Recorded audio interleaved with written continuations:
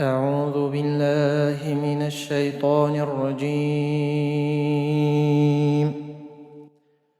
بسم الله الرحمن الرحيم. لا أقسم بيوم القيامة ولا أقسم بالنفس اللوامة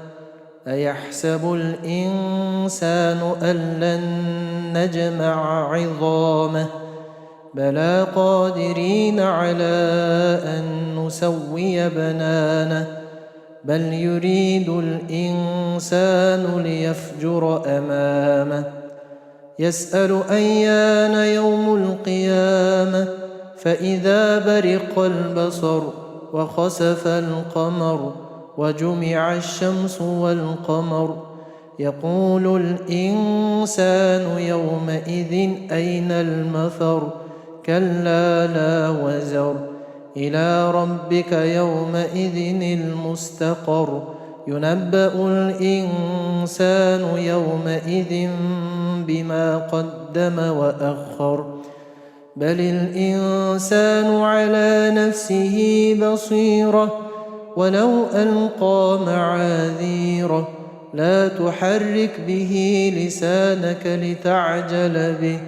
إن علينا جمعه وقرآنه فإذا قرأناه فاتبع قرآنه ثم إن علينا بيانه كلا بل تحبون العاجلة وتذرون الآخرة وجوه يومئذ ناظرة إلى ربها ناظرة ووجوه يومئذ باسرة تظن أن يفعل بها فاقرة كلا إذا بلغت التراقي وقيل من راق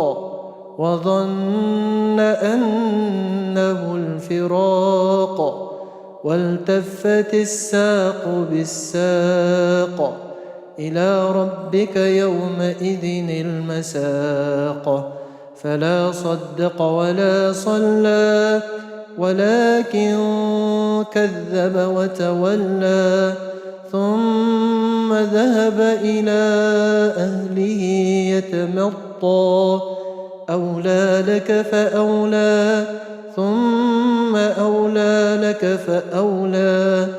أيحسب الإنسان أن يترك سدى ألم يك نطفة من مني يمنى ثم كان علقة فخلق فسوى فجعل منه الزوجين الذكر والأنثى أليس ذلك بقادر على أن يحيي الموتى